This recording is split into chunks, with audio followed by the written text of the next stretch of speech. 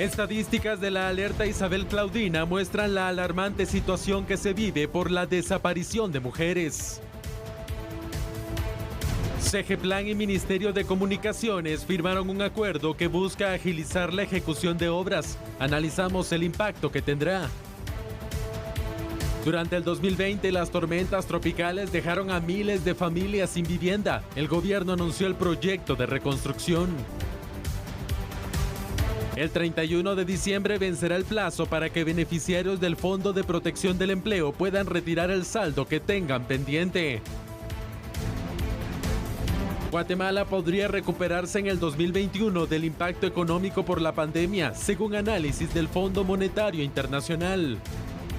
Para el próximo año se espera la mejora de los precios de venta del café guatemalteco tras la salida de la Organización Mundial del Café.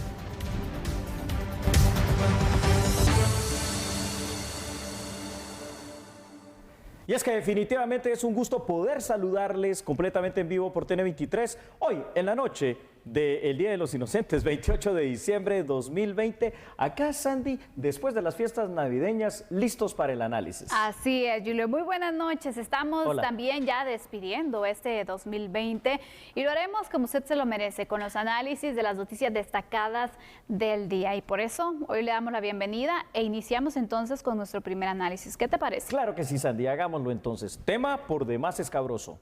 Así es. Empezamos entonces hablando acerca de la desaparición de mujeres. ¿Cómo se puede detener? Vea los siguientes datos.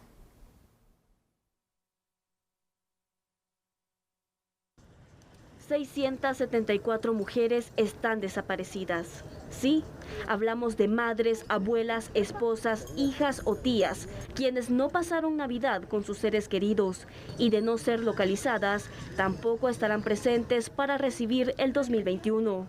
Según estadísticas de la alerta Isabel Claudina, en Guatemala cada día desaparecen 4 mujeres. A la fecha se han activado 4.203 alertas, de las cuales el 84% han sido desactivadas. Las mujeres entre 21 a 30 años de edad son quienes más desaparecen. Los departamentos de Guatemala, Quetzaltenango y Escuintla reportan la mayor cantidad de desapariciones.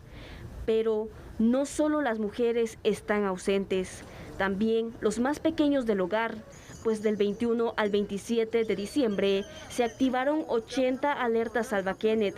43 niños, niñas y adolescentes siguen desaparecidos. Y es que quiero decir lo siguiente para iniciar este análisis, Sandy, televidentes. Más de 600 mujeres no pudieron pasar este fin de año en este tiempo de la Navidad con sus familiares. Esto precisamente por el total de desapariciones. Si bien es cierto, las alertas Isabel Claudina, Sandy, se han de alguna manera detenido, digamos, y han quedado desactivadas. El 84% significa todavía que estamos ante un problema muy, pero muy serio. Sandy. Así es, Julio. Vemos entonces lo preocupante que es esta situación de la desaparición de mujeres. Terrible. Y cuando nos planteamos la pregunta, ¿cómo frenamos esta situación? Es complejo, Julio. Quisiera que iniciáramos entonces. ¿Qué hace falta y qué hace tan vulnerable a las mujeres para ser víctimas de las desapariciones y, por supuesto, en muchos casos, de las muertes violentas? Muy bien dicho. Muchísimas cosas hacen falta e iniciemos con unos datos y después me vas a ayudar también desde esa perspectiva propia tuya de mujer para saber qué más deberíamos de complementar y por dónde debería ser el trabajo de la familia, de la sociedad y, por supuesto, del Estado guatemalteco. Vea usted, por favor, los siguientes datos de nuestra producción. El Estado de Guatemala, Sandy, debe velar por cumplir con sus fines establecidos en el artículo 2 de la Constitución, particularmente en lo que se dice de garantizar la vida y la seguridad. Sabiendo que departamentos, por ejemplo, como el de Guatemala y el de Escuintla, son particularmente peligrosos para las mujeres, se debe aumentar la prevención comunitaria y, por supuesto, los operativos policiales para tratar de prevenir este tipo de hechos. Es importante, además, que la capacidad de respuesta ante una alerta Isabel Claudina sea inmediata, pero también sea efectiva. Y esto por parte, Sandy, de la Policía Nacional Civil, del Ministerio Público, de la Procuraduría General de la Nación, de la misma PDH. Anteriormente a la alerta Isabel Claudina, había que esperar, imagínate tú esto, 24 horas al menos, para declarar oficialmente desaparecida a una mujer. Pero este mecanismo debe fortalecerse porque al final de cuentas, aunque se puede interponer de manera inmediata, estamos viendo cómo aumenta la desaparición de mujeres. A ver, pongo sobre la mesa y luego tú me complementas. Una cultura de machismo definitivamente, una vulnerabilidad para la mujer porque se considera de alguna manera una víctima, entre comillas, fácil para la delincuencia, pero también otro problema, la trata de personas. ¿Qué piensas tú, Sandy? El crimen organizado, Julio, que busca a la mujer en algunos casos como un objeto sexual. También es cierto. Esa es otra de las vulnerabilidades que las mujeres sufrimos en estos momentos. Y aparte de ello, ¿cómo es que a las mujeres busca involucrársela en el delito? Y si tú no cedes, pues bueno, también tienes consecuencias. Son varios los riesgos y los factores por los cuales las mujeres ahora se sufre tanto en las calles, ya no puedes estar con esa tranquilidad, tantas mujeres desaparecidas y ojo, son los casos que se reportan, pero no sabemos cuántas mujeres también están en esa misma situación, no sabemos cuántas familias están preocupadas, están buscando saber ni por cuánto tiempo, pero por miedo a hablar también no se conocen esas estadísticas. Creo que tienes toda la razón en lo que has dicho y le pregunto a usted y te pregunto a ti aquí en el estudio, Sandy, ¿qué tal sería, por ejemplo, para tratar de erradicar este problema si iniciáramos con la información? Pero esa información debe ser también educación. Y cuando me refiero a esto es que hayan campañas precisamente de sensibilización en las escuelas, en las iglesias, en cualquier parte donde se conozca la importancia de este tema, donde se conozca también cuál es el peligro y cómo tratar de evitarlo, de manera que sabiendo el problema también las mujeres de toda edad y de toda condición puedan saber qué hacer, cómo llamar y cómo poder detectar a posibles personas que pueden cometer este tipo de hechos, de desaparecerlas para abusar sexualmente de ellas o para tratarlas, ¿verdad?, como mercancía. O lamentablemente, como vimos en este último mes de diciembre, con esta pequeña niña ya en Escuintla de 13 años, realmente pues cómo se ensañaron en contra de ella, ¿no? Los malhechores. Exactamente, Julio.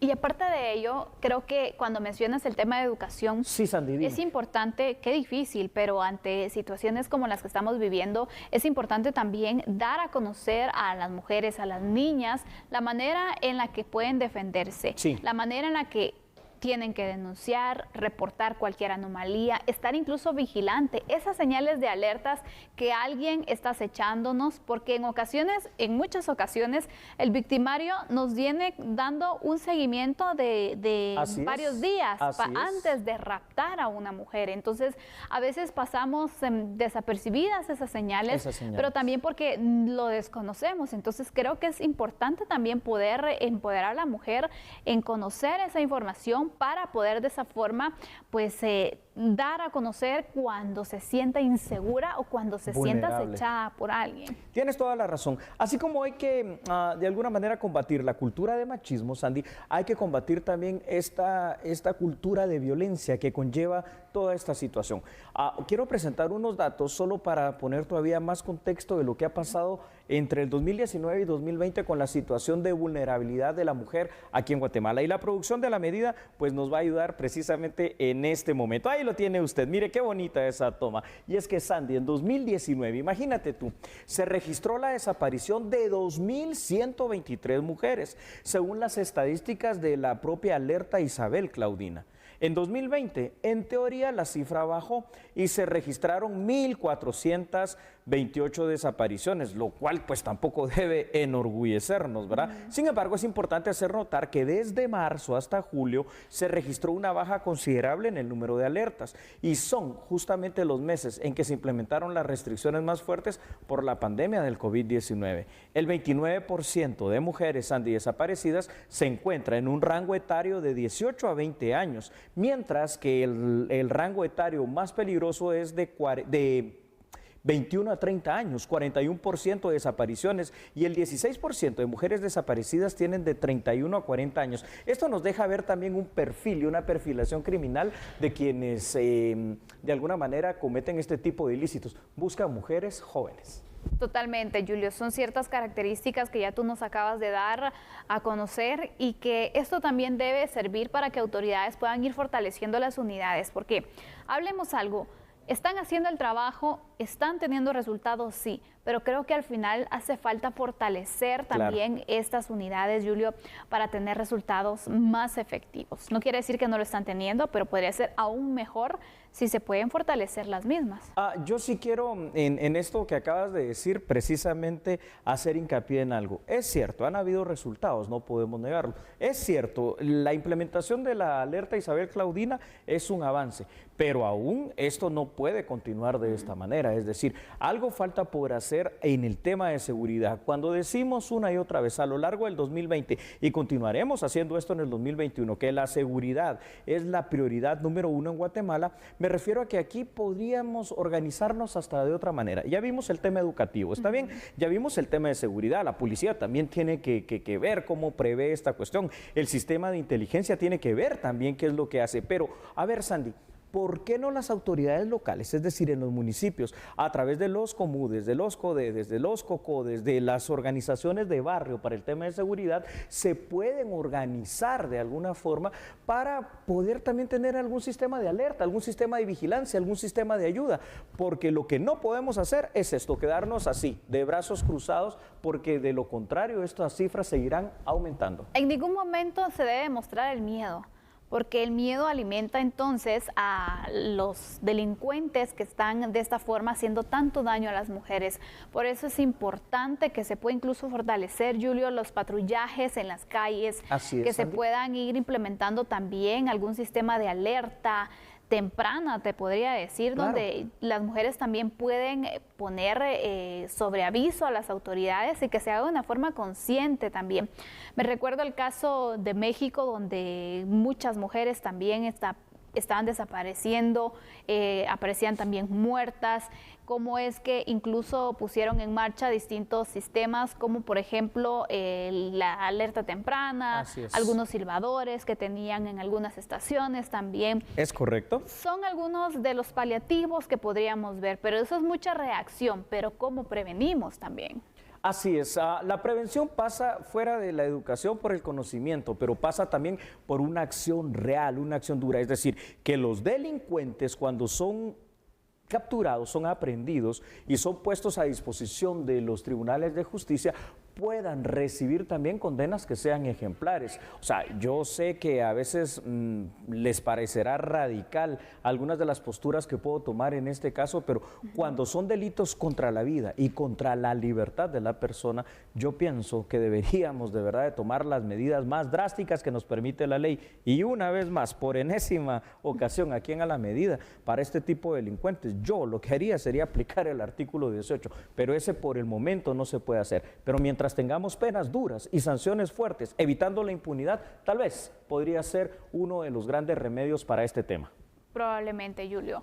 Para ir concluyendo, ¿qué te parece si mostramos unas cifras? Porque comparando las estadísticas del año pasado con esto, hay algunas variaciones, pero tomemos en cuenta también el tema de la pandemia. Claro que sí. Yo creo que con esto podemos quedarnos con lo siguiente. Ahí lo tiene usted en pantalla, se las habíamos mostrado, el porcentaje de cuidado de los 20 a los 40 años y cómo 2019 y 2020 ha reportado precisamente este gran incremento. Sandy, tus comentarios finales en tu condición de mujer, porque es un problema que atañe particularmente a las mujeres. Totalmente, Julio. Lo importante también es poder denunciar los casos.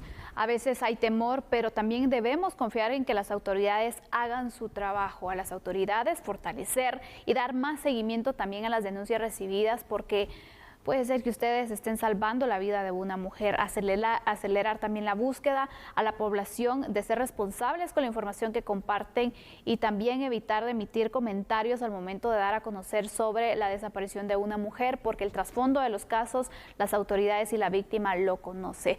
Las mujeres necesitamos paz, tranquilidad y esperamos resultados prontos. Así es, muy buena conclusión. Nosotros vamos a la pausa, pero ¿qué te parece si cuando regresemos hablamos y analizamos sobre un convenio que busca agilizar la ejecución de obras públicas? Así es, después de la pausa tenemos los datos y también el análisis, no se lo pierdan. No cambie, por favor, recuerde que nosotros somos A la Medida.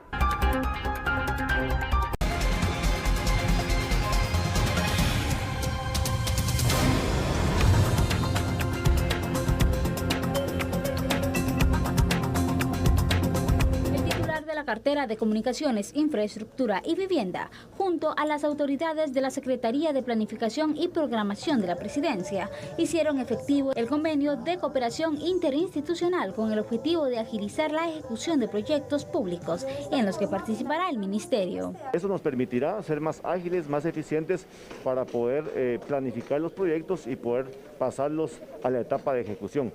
No cabe duda que para poder llevar a cabo la ejecución de proyectos es importante contar con una excelente planificación.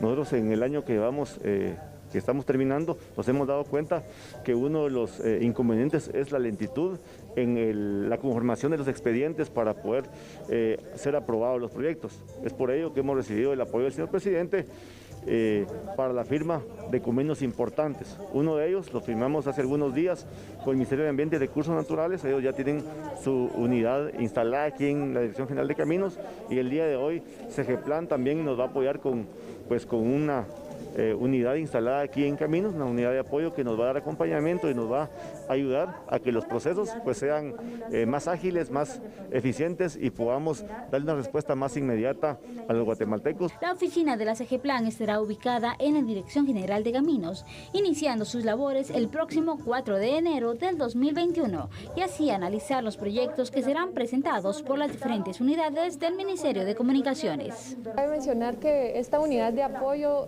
a la planificación del ministerio es un hito en la historia, pues lo que persigue es que, ustedes saben, la Segeplan como órgano de planificación del Estado recibe los expedientes de inversión de los proyectos de los ministerios, de los consejos de desarrollo y de las municipalidades. Los expedientes de proyectos de inversión tienen que tener todo su proceso, su justificación, qué resultados se persiguen lograr con el proyecto de inversión, cuál es el monto, su estudio económico, estudios hidrológicos, estudios de impacto ambiental y requisitos de ley que hay que cumplir.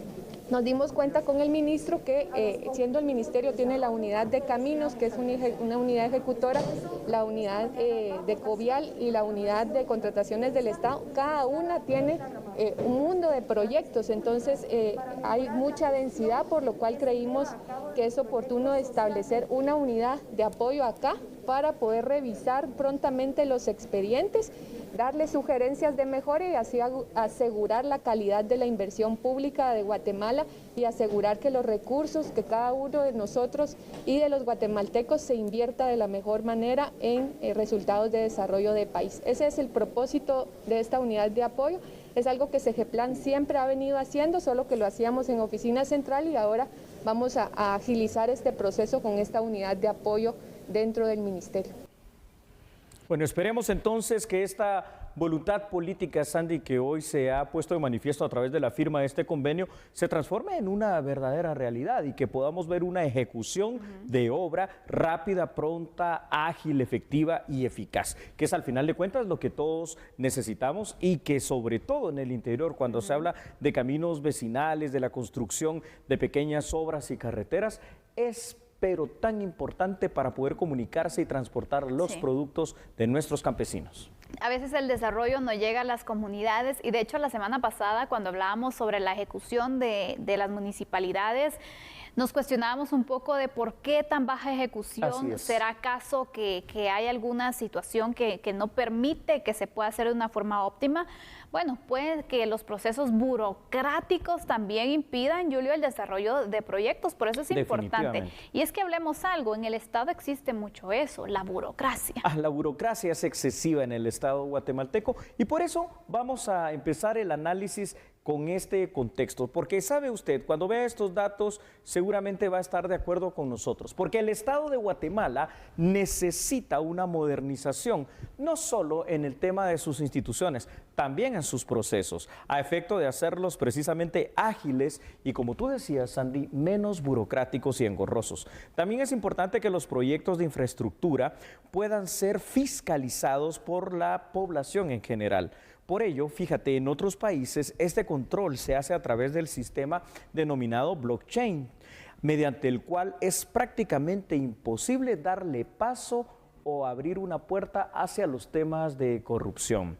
La cooperación interinstitucional también es importante y también obviamente es necesaria para poder agilizar procesos, y se debe ver al Estado como un todo y no como pequeños segmentos individuales. Así que esperamos que a través de algo que es tan importante en la vida personal, en los proyectos familiares, en los proyectos obviamente también de las empresas y por supuesto en algo tan grande como el Estado, que la planificación se transforme en una realidad. Que se puedan agilizar esos procesos. Y creo que es importante también, si por ejemplo una cartera se da cuenta de cuál es ese bloqueo que existe o qué dificulta que se pueda llevar a cabo la ejecución de obra, pues bueno, que también tenga esa comunicación, ese acercamiento para poder facilitar la situación, que exista voluntad de ambas partes. Así es, como en este caso que bueno, se concretó con la firma de este convenio para poder establecer una agilización, una revisión mayor de los procesos y poder darle viabilidad si esto lo permite, porque también no por eliminar los trámites burocráticos se vaya a dejar por un lado el tema de la fiscalización, de la transparencia, jamás, sino que se tiene que ir fortaleciendo y dándole prioridad también, porque hay muchas comunidades que tienen necesidades, Julio, y por lo tanto también hay que dar prioridad. Por eso quisiera extenderme un poquito más en la explicación cuando hablaba de la opción del blockchain. Países que son mucho más avanzados en este tema, lo que han hecho es implementar esa cadena de bloques mediante el cual tú puedes como ciudadano ir viendo cómo se va ejecutando la obra. Por ejemplo, el tema de una licitación en tiempo real, el tema de la adjudicación en tiempo real, el tema del avance que va teniendo, y tú vas haciendo esa auditoría ciudadana, de manera que ahí no hay espacio para que pase ninguna otra anomalía, porque la cadena de bloques está establecida precisamente para que vayan esos desembolsos también de conformidad al avance que se vaya teniendo real en la obra, en los tiempos, en los plazos establecidos y obviamente también en los metrajes muchas veces o kilómetros cuando se trata de carreteras. Totalmente. Entonces vemos aquí cómo se ha ido avanzando. Qué bueno, la verdad, que se le preste atención a estos temas, Julio, porque el siguiente año ya se va a tener pues un fortalecimiento y un trabajo interinstitucional que va a ser importante y significativo. Y que al final las comunidades van a ver los resultados. Necesidades hay, repetimos, hay proyectos que son urgentes, pero que por situaciones que se han quedado estancadas también no se han podido concretar. Los recursos se quedan ahí también, entonces es importante. Un país atractivo para la inversión privada tiene que ser un país donde haya seguridad, donde haya excelentes vías de comunicación y donde haya también una comunicación muy efectiva en la parte electrónica. Por eso es importante que este tipo de obras en ejecución por parte de Caminos y del MISIBI como tal en su conjunto, pues puedan ser rápidas, puedan ser ágiles. ¿Por qué? Fíjate, Sandy, que muchos comerciantes, ya sea artesanos, agricultores o a lo que se dediquen aquí en Guatemala, podrían tener un comercio bien rápido y eficiente también con países extranjeros. Lo único es que no tienen ni siquiera la forma y la manera de poder sacar su producto hacia esa venta para el mercado nacional, mucho menos pensarlo para el exterior. Efectivamente, entonces por eso es que vemos lo importante que significa también poder establecer estos procesos aún más rápido, Julio. Imagínate, hay comunidades en donde las carreteras están en situaciones... Carreteras le llaman, pero es terrible. Imposible, y que al final representa un atraso en su desarrollo. Y entonces, ¿cómo la gente va a salir adelante? ¿Cómo va a tener esas oportunidades si no tienen a veces condiciones mínimas, Julio? Entonces, ¿cómo va a llegar la inversión a estos lugares si no son un atractivo? Entonces, hay que invertirles. Absolutamente difícil. Por ello, creo que uno de los procesos más importantes en la vida de todos y cada uno de nosotros, y por supuesto en las inversiones y construcciones de obra por parte del Estado, es la planificación. Y sobre eso quiero presentar los siguientes datos. Adelante. Claro que sí, véalos ahí por favor en pantalla. El proceso de planificación es vital para el Estado. Por ello, la presencia de SEGEPLAN en la Dirección General de Caminos podría, y esperemos que así sea, facilitar la ejecución de obras. Además, focalizar los proyectos prioritarios para poder impulsarlos y evitar el gasto en proyectos que puedan prestarse a otras situaciones como la misma corrupción. Asimismo, todo proceso de planificación, Sandy, conlleva el monitoreo y la la evaluación de proyectos, lo cual también podría evitar esos gastos superfluos o gastos innecesarios ya mencionados. Es de esperar entonces que a través de este convenio interinstitucional, aparte de poder agilizar la ejecución de proyectos, se pueda también facilitar la transparencia de los procesos y al final de cuentas tener a ciudadanos guatemaltecos que estén comunicados y que tengan vías dignas, pero también muy eficaces para el acceso a sus comunidades. Y en estos temas, Julio, las prioridades que se deben de dar a los proyectos también va a ser importante, porque sabemos que hay comunidades, hay municipios que tienen años de estar esperando este desarrollo, entonces a ellos se les tiene que dar prioridad también, no a los que ya van en un grado de desarrollo considerable. Hay que ir analizando también, Julio, este será uno de los papeles fundamentales que deberá tener CGPLAN en conjunto con el Ministerio de Comunicaciones y ojalá que esta alianza que se ha establecido hoy tenga pronto sus efectos. Pues si es exitosa esta alianza que mencionas, que esperamos que sí, definitivamente, ojalá también se traslade y se transporte hacia los otros ministerios donde también se necesita obra. Me refiero a educación, me refiero a salud, me refiero a seguridad como tal. Damos por concluido aquí este tema y si te parece, cuando regresemos, venimos con un tema de análisis que tiene algo que ver, algo relacionado con lo que estamos hablando. Exactamente, construcción, pero en este lado vamos a hablar de la reconstrucción. Muchas familias resultaron afectadas por las tormentas tropicales ETA y IOTA. ¿Qué pasará con ellas? Después de la pausa analizaremos este asunto. Me parece bien, así que por favor no cambien, nosotros somos A la Medida.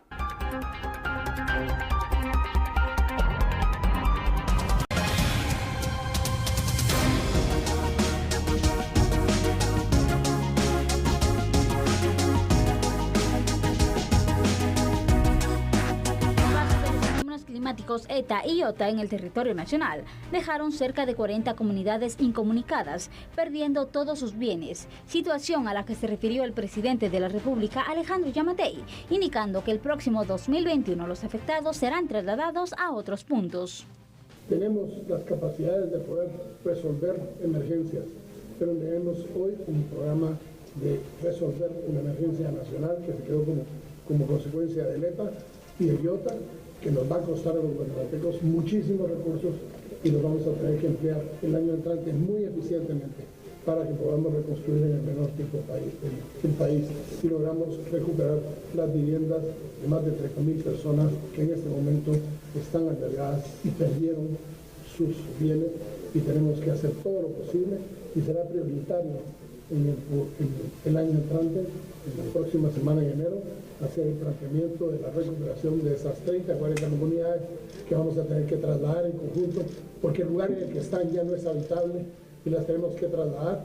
Y eso implica el proceso de conseguir la tierra, de prepararle que tenga luz, de que tenga agua, de hacer todas las labores de calles, para que podamos entonces desarrollar las viviendas. Y después nos vamos a centrar ya en enero la conformación de la comisión multisectorial que va a ver el tema del traslado de las distintas aldeas en lugares especialmente de Alta Verapaz, de Izabal y de Bogotenango, en donde tenemos que movilizar a grupos importantes de población a otros lugares. En enero será la planificación de la reconstrucción de viviendas para los afectados por ETA y IOTA, quienes suman más de 30.000 personas. Según el mandatario, en el 2021 se iniciará la compra de materiales para la reconstrucción de 600 casas para dar un hogar a los damnificados. En el ínterin se han girado las órdenes, estamos construyendo albergues para multifamiliares, en tanto y cuanto podemos tener los recursos para poder arrancar con las casas, que este año estaremos iniciando la construcción de las primeras, teniendo los materiales para las primeras 600 casas a duras penas, para arrancar con la construcción de ellas en el mes de enero, porque son 600 casas que ya identificamos que el lugar en el que están no corre riesgo, el terreno es propio, llena todos los requisitos y por lo tanto se van a iniciar la construcción de esas 600 casas durante el mes de enero. Es que evidentemente en estos temas, primero tenemos que hablar un poco de la prevención, Sandy. Y aquí es donde me pregunto yo, ¿dónde queda la obligatoriedad de cada uno de los municipios de tener implementado, pero o sea, aplicar su plan de ordenamiento territorial, su POT? Y aquí también yo me pregunto, ¿dónde está el actuar interinstitucional, como lo venimos hablando, por ejemplo, de las municipalidades con ministerios que tienen a cargo esta responsabilidad, como el Ministerio de Ambiente y Recursos Naturales? ¿Para qué? Para poder evitar, en primer lugar, y junto con Red y su sistema, que se construya en lugares que están realmente catalogados como de alto riesgo, y cerca de las laderas de los ríos, cerca de los volcanes, cerca de los precipicios y de muchos lugares donde no se debería permitir la construcción y menos la habitabilidad de personas. Sin embargo, este desorden que existe a lo largo de la historia de Guatemala, pues ha provocado también muchas tragedias. Ahora urge por supuesto la reconstrucción y urge el dotar de viviendas dignas a los guatemaltecos que perdieron la misma por las depresiones tropicales. Totalmente, Julio. Si bien es un problema heredado, no vamos a seguir con lo mismo, de decir, es que esto viene por años. Alguien tiene que hacer algo, porque si no, esta situación cada vez se va a complicar. ¿Y cuántas tragedias más tienen que pasar para que finalmente las autoridades locales comprendan lo importante que es tener un control, ordenar su territorio, para evitar así más tragedias? Así es. Vamos con unos datos, porque esto es importante sobre el particular. Y es que usted ya lo sabe, Huehuetenango, Alta Verapaz e Izabal son 3 de los departamentos donde más personas resultaron damnificadas en su vivienda a causa de estas 2 depresiones tropicales del mes de noviembre, ETA e Iota. El plan de reconstrucción o reparación de viviendas debe iniciarse a la brevedad posible, a efecto de que los damnificados puedan recuperar su condición de vida digna. Considerando lo sucedido en proyectos de reconstrucción, como lo que pasó en el Cambray y en el Volcán de Fuego, el gobierno debe asegurarse que la ejecución de viviendas pues sea efectiva. Además, es importante también que el gobierno pueda pensar ya en un plan de contingencia debidamente preparado con una hoja de ruta y, lo más importante, las líneas presupuestarias adecuadas, pues los desastres naturales van a seguir presentándose en Guatemala en cualquiera de los años que esté por venir. Por ello es que tenemos que estar preparados para una pronta respuesta. Totalmente, Julio. Es importante entonces que se puedan buscar. Ya se identificó parte del problema también. Sabemos que hay mucha necesidad, sabemos que el tema de la vivienda es muy complejo en el país, pero también si no se tienen controles, Julio, la gente va a construir donde va a poder. Imagínate, con mucho sacrificio, algunos han hecho sus viviendas y al final han perdido todo. En el peor de los casos, las familias mueren luego de una emergencia que se pueda registrar. Eso es lo más desastroso. Entonces, es importante que las autoridades locales asuman su responsabilidad. Totalmente, Sandy. Lo más lamentable de no tener una implementación exacta y concreta de un plan de ordenamiento territorial en cada municipio con sus características propias es que cuando se presenta este tipo de tragedias, claro, las pérdidas materiales son innumerables, son costosísimas y cuesta mucho esa reparación y volver a dotar a la gente de lo que tenía, en este caso de una vivienda. Pero lo más todavía terrible es cuando se pierden las vidas. Allí no hay forma de poder reparar eso.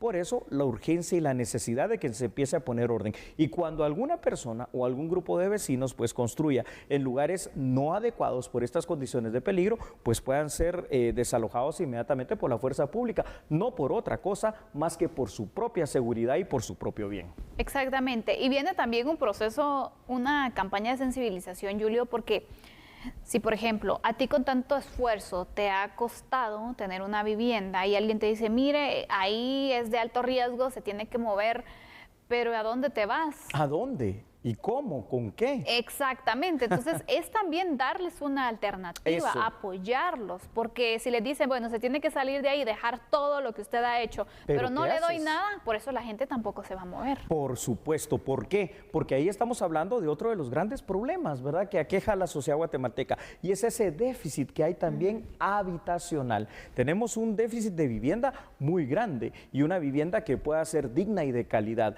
Por eso, las alternativas que ha encontrado obviamente la gente hacia esa impotencia de poder construir en algún lado, es lo que ha pasado y se visualiza aquí en la ciudad de Guatemala y obviamente en cada parte del país, esos asentamientos que están precisamente, valga la redundancia del término, asentados en estas laderas de barrancos, pero que constituyen un alto riesgo para la vida de quienes allí habitan, dadas las condiciones pues no adecuadas de los terrenos. Exactamente. Qué bueno al final que se va a iniciar con este proyecto, porque hay muchas familias afectadas por estas tormentas tropicales que todavía están en un albergue y sabemos que es deprimente también para ellos esta situación.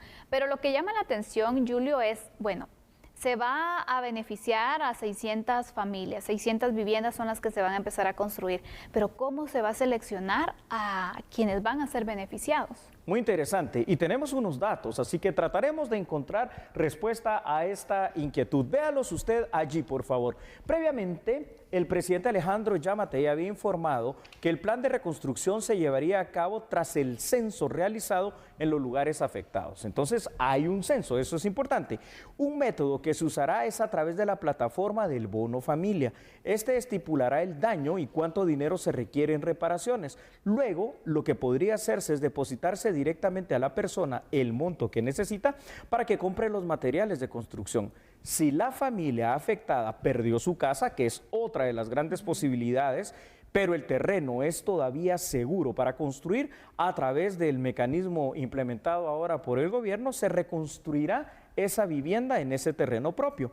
Además, Sandy, en lugares donde ya no se pueda reconstruir en el mismo terreno, a través de la comisión multisectorial que se integrará a partir del ya mes de enero próximo, la semana próxima también, se buscarán terrenos para desarrollar proyectos habitacionales. Lo que esperamos es que todo este proceso, ahí sí, como decíamos anteriormente, pueda ser lo menos burocrático posible, lo más ágil también posible, por la condición que tú mencionabas. Al final de cuentas, las personas damnificadas desde el mes de noviembre están viviendo en un albergue. Qué bueno, hay un lugar donde vivan, pero es que ya necesita cada quien su privacidad, su casa y estar en su núcleo familiar apartado de las demás gente. Totalmente, Julio. Y sabemos que siempre ante procesos como estos es importante que también se pueda ir fortaleciendo los sistemas de transparencia, ¿no? Porque claro, sabemos que cuando existe una catástrofe, una situación como la que se vivió con las tormentas tropicales, también hay personas que se quieren aprovechar. Entonces hay que darle prioridad a las personas que están siendo afectadas y ojalá que exista esa conciencia también en las autoridades locales y en todas las personas también que buscan beneficiarse para que de esa manera la ayuda llegue a quienes en realidad lo necesitan. Por eso es importante los procesos de transparencia que se puedan tener, porque necesidad hay mucha, Yoli. Bien dicho, Sandy. Hemos analizado este tema para usted en el afán de que usted conozca lo que está sucediendo, las acciones que se quieren implementar por parte del gobierno, pero por sobre todo que esta ayuda llegue de manera pronta, efectiva, eficiente y eficaz a los damnificados. Mientras tanto, yo propongo a ustedes televidentes y a ti, Sandy, que vayamos a una pausa comercial. Así es, pero tenemos otras noticias que usted debe conocer después de la pausa. Gracias. Por favor, recuerde que nosotros somos A la Medida.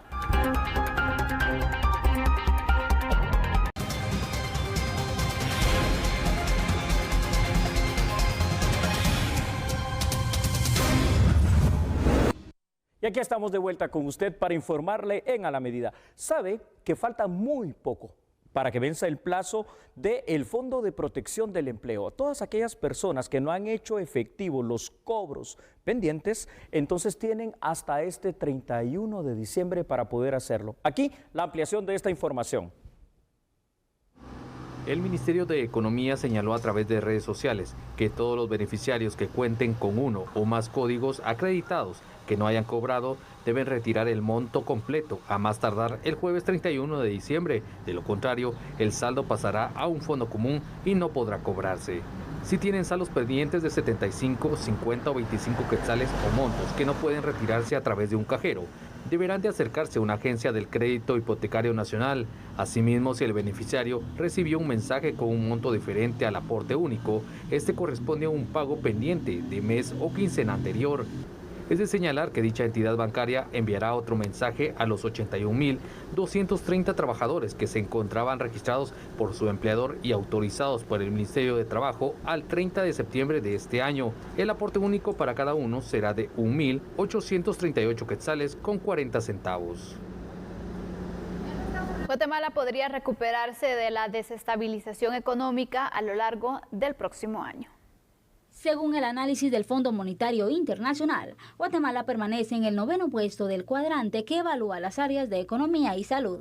Información que amplió Alejandro Yamatei, presidente constitucional, indicando que durante su gestión ha dado prioridad a la alimentación de menores. A Guatemala nos ponen bien en economía y bien en salud y nos ubican en el 9º lugar. Hemos sido el país en América Latina con menos impacto económico.